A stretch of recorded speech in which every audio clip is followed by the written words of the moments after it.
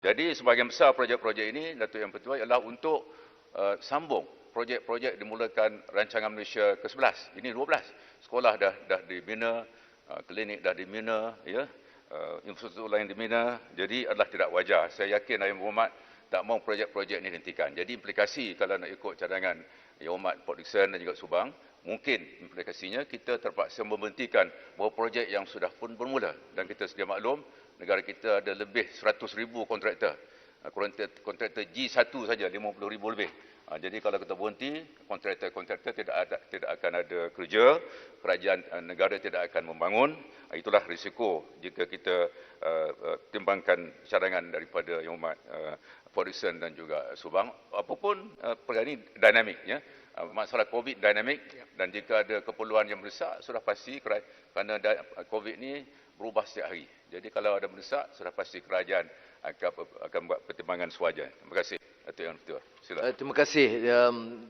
Yang Mohd Menteri memberi penjelasan tentang pemindahan yang lazimnya di bawah pengurusan kepada pembangunan atas sebab-sebab tertentu. Apa sebabnya? Yang biasa, yang mengikut peraturan, mesti di bawah pengurusan. Dipindahkan itu hanya untuk menunjukkan atau manipulate fakta supaya menunjukkan defisit itu dapat bertahan. Tak ada sebab. Apa dia sebab-sebab tertentu? Pindah peruntukan pengurusan seperti biasa kepada pembangunan. Terima kasih, Port Dickson. Dua jawapan ringkas lah. Masa tak ada. Lepas ni, siapa tanya tadi? Baling tadi. Terima kasih, Baling. Lepas Port Dickson, Baling. Yang pertamanya, amalan ini dimulakan tahun 2019. Ya. Saya tak mahu salah siapalah, ya, yang pertama. Yang keduanya, difikirkan bahawa ada setengah-setengah belanjaan itu mungkin 50-50. Ada unsur elemen-elemen pengurusan, ada elemen-elemen pembangunan, umpamanya menyenggara jalan raya. Ada yang dulunya diletakkan di bawah pengurusan, menyenggara jalan raya. Tapi ada berpendapat menyenggara jalan raya itu penting, macam buat jalan raya baru. Maka pendapat itu menyatakan bahawa menyenggara jalan raya harus dijadikan sebagai pembangunan. Itu jawapan ringkas pada Port Dickson. Saya tak ada masa panjang. Tapi saya tak mahu salah siapa, tapi amalan ini bermula pada 2019. Sila Baling. Terima kasih Datuk Yang Ketua, Datuk Menteri. Saya nak tanya berkaitan soalan saya ataupun masa saya bahas, saya ada sentuh berkaitan dengan penjualan tanah di Sarawak ni lebih 76% ladang-ladang milik tabung haji plantation yang akan dijual kepada syarikat Tamako. Dah dua sesi ni saya bawa. Isu dia sekarang, apakah tindakan dan sudahkah ianya perancangan penjualan itu dibatalkan ataupun sudahkah ia di-revalue balik dengan harga terbaru? Apatah lagi hari ini kita punya kelapa sawit 1 tan pun RM3,300 dah naik dah, harga mendadak, dan tambah pula Pen Borneo Highway dah sampai ke tanah tersebut, tambah pula pusat bandaraya Jakarta, ibu kota Indonesia akan dipindah ke Kalimantan, bermakna dekat, hanya 35 minit daripada tanah kita kalau kita buat jambatan. Ini semua akan menguntungkan tabung haji. Jadi saya pohon, soalan saya hari itu minta Yang Berhormat Menteri Ekonomi campur tangan dalam hal ini, to revalue dan fikir balik supaya ia tak dapat diteruskan penjualannya. Terima kasih, Datuk Datuk Menteri. Terima kasih, Datuk Yang Pertua. Yang Berhormat Baling lebih arif daripada kami semua.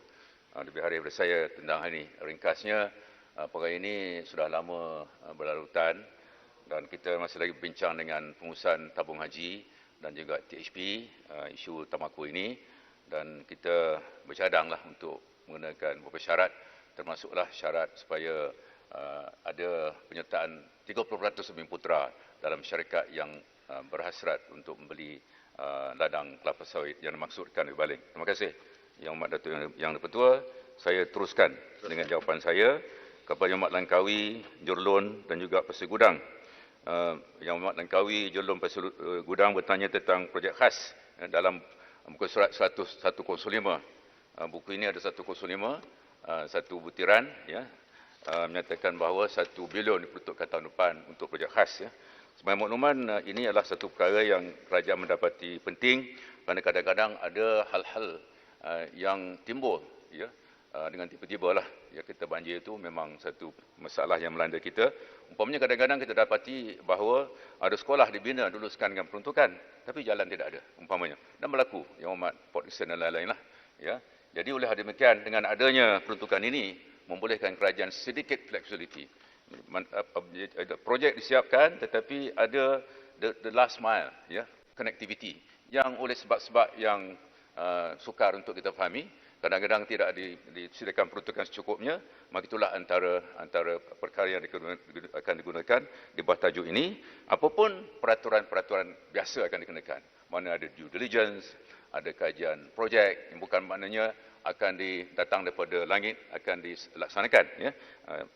Pertimbangan teliti akan diambil atau akan dibuat sebelum, ya, projek-projek ini dilaksanakan. Seterusnya Yang Hormat Kubang Pasu bertanya tentang projek PPP yang ada dalam muka surat 107 buku belanjawan ini, anggaran perbelanjaan. Untuk makluman ahli yang berhormat, Kubang Pasu, tidak ada baru, ya, tahun ini belum ada, tahun depan pun belum ada baru lagi. Kita ada beberapa projek, 86 projek yang sudah diluluskan secara prinsip oleh Jabatan Menteri untuk laksanakan di bawah PPP, Public Private Partnership yang disebut oleh Pak Salak tadi, tapi kerajaan belum lagi membuat keputusan. Kenapa? Kita nak lihat kepada implikasi kewangan. Pada dasarnya kerajaan boleh meneluskan projek-projek ini sekiranya tidak melibatkan sebarang peruntukan kerajaan. Apa dipanggil user pay, maknanya pengguna akan membayar perkhidmatan yang disediakan syarikat secara berkenaan. Apapun, kerajaan akan menilai semula dasar ini, dan untuk menjawab tanya Kubang Pasu, kita belum ada projek baru. Yang ada dalam buku ini, 803 juta ringgit adalah untuk membayar beberapa perkhidmatan bagi beberapa bangunan di Putrajaya, termasuklah apa dipanggil Pasal F di Putrajaya. Jadi itu penjelasan kepada Yang Hormat Kubang Pasu. Seterusnya, Libaran Julau membangkitkan tentang wilayah. Ini satu perkara yang penting dan saya ingin berkongsi dengan Yang Berhormat khusus Sabah Sarawak. Buat pertama kalinya dalam sejarah kita akan ada bab khusus dalam rancangan Malaysia ke-12 mengenai hal-hal Sabah dan Sarawak. Kalau dulunya mungkin Sabah Sarawak bersama dengan negeri lain dalam rancangan Malaysia ke-12, pada kali ini kita ada bab khusus mengenai Sabah dan Sarawak. Tadi Yang Berhormat Menteri Sabah Sarawak sudah jelaskan di bawah MA 63 dan beberapa keputusan lain telah buat oleh kerajaan. Kita berhasrat untuk meningkatkan iltizam kita, memastikan bahawa jurang antara Sabah Sarawak dengan beberapa kawasan di negara kita ini akan dapat kita kurangkan. Pada masa ini sebagai contoh, jurang antara Sabah dengan Lembah Kelang, ya, Kuala Lumpur umpamanya, adalah 2.6%, 2.6 kali ganda. Bermaknanya pendapatan di Lembah Kelang ini adalah 2.6 kali ganda lebih tinggi daripada pendapatan di Sabah. Sarawak ialah 1.3 kali ganda lebih tinggi pendapatan di Lembah Kelang berbanding dengan Sarawak. Oleh hal demikian, kerajaan berhasrat untuk menangani perkara ini. Sudah pasti hal kemiskinan adalah hal yang penting. Sudah pasti hal-hal berkaitan dengan infrastruktur asas juga penting. Kita akan cuba tangani sebaik mungkin dalam perkara ini, dan besok saya ada pertemuan dengan Yang Hormat Menteri Sabah Sarawak untuk mencerakinkan perkara ini dengan lebih terperinci. Kota Kinabalu ada bertanya tentang 100 juta ringgit untuk sedia. Untuk makluman, peruntukan 100 juta ringgit yang dimaksudkan oleh Kota Kinabalu ini adalah untuk semua regional corridors. Kita ada kawasan-kawasan pertumbuhan di seluruh negara, ada Sabah 1, Sarawak 1, Irda, ada utara, ada timur. Dan 100 juta ringgit ini adalah untuk kesemua koridor, dan peruntukan disediakan oleh Kementerian Kewangan ini ialah untuk membantu pihak berkuasa ini menjana peluang pekerjaan.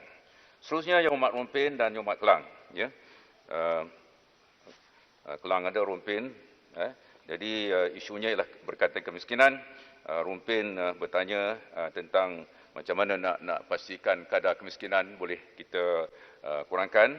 Kelang tanya sama ada kita nak kaji paras kemiskinan ni oleh kerana ramai rakyat terjejas dengan COVID-19.